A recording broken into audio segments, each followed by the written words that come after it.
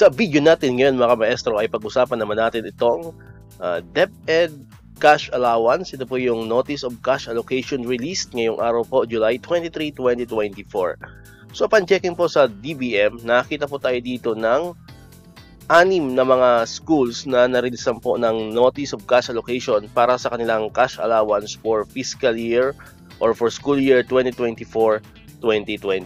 Ito po ay nagmumula sa Region 12, particularly po sa Kidapawan National High School, Ginatilan National High School, Amas National High School, at Paco National High School. And meron din pong mga school na nabigyan ng NCA mula naman po sa Region 1. Ito po ang San Juan National High School at Rosario Integrated School. Ayan, nakalagay dito sa kanilang remarks, cash allowance for teachers. Ayan, for curriculum year 2024. Ayan, fiscal year 2024. Okay?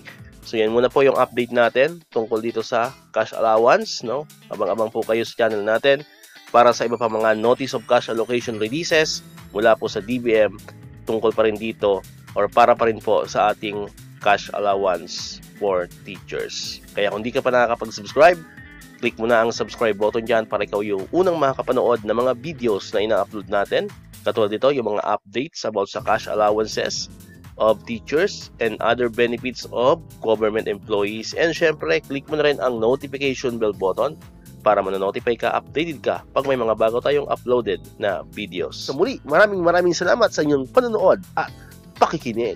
Once again, El Maestro, see you on my next vlog. Bye-bye!